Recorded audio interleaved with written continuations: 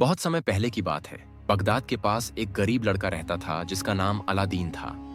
उसकी माँ एक सिलाई का काम करके घर चलाती थी और अलादीन दिन भर गली मोहल्लों में घूमता रहता। वह बहुत चतुर और साहसी था, लेकिन उसकी जिंदगी में कोई बड़ा मकसद नहीं था।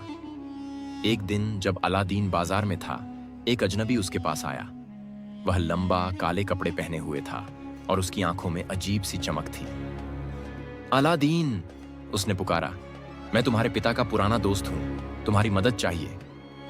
अलादीन को यह सुनकर आश्चर्य हुआ। उसके पिता का निधन कई साल पहले हो गया था, फिर भी वह उस आदमी की बातों में आ गया।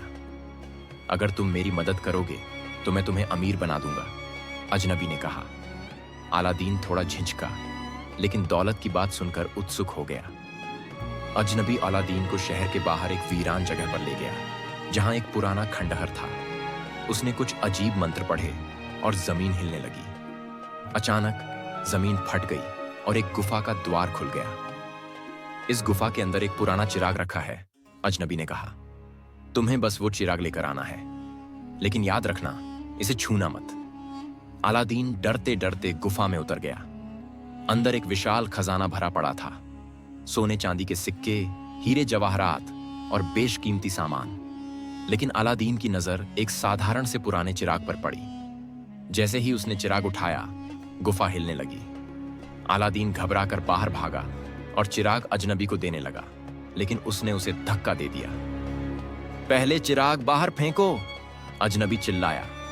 अलादीन को समझ में आ गया कि यह आदमी धोखेबाज है। उसने चिराग पकड़कर वापस गुफा में छलांग लगा दी। गुफा का द्वार बंद हो गया और वह अंदर फंस गया। अलादीन निराश होकर जमीन पर बैठ गया। उसने चिराग को अपने कपड़ों से साफ करने की कोशिश की और तभी धुआं निकलने लगा। धुएं से एक विशाल जिन्न प्रकट हुआ। मालिक, आपके आदेश की प्रतीक्षा है, जिन्न ने गूंजती हुई आवाज में कहा। अलादीन को अपनी आंखों पर यकीन नहीं हुआ। मुझे यहां से बाहर निकालो, उसने कहा।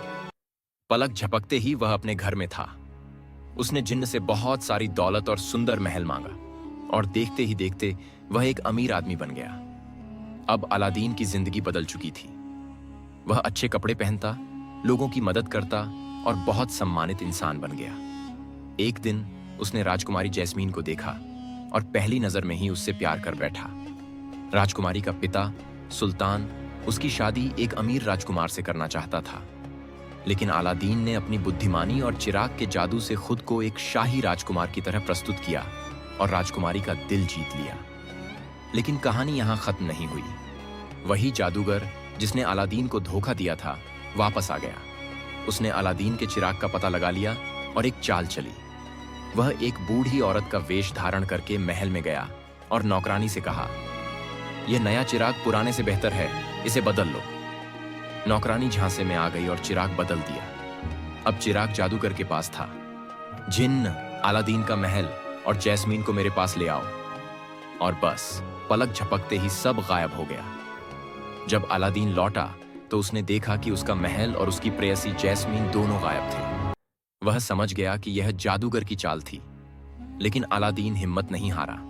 उसने अपनी बुद्धि का इस्तेमाल किया और एक योजना बनाई।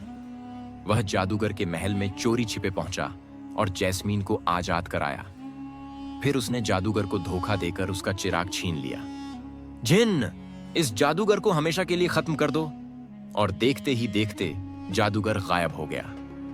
अंततः सच्चाई की जीत हुई। अलादीन और जैस्मीन वापस बगदाद लौटे। सुल्तान ने अलादीन को अपने उत्तराधिकारी के रूप में स्वीकार किया, लेकिन अलादीन ने चिराग को हमेशा के लिए कहीं दूर छिपा दिया ताकि कोई और उसकी शक्ति का गलत इस्तेमाल न कर सके।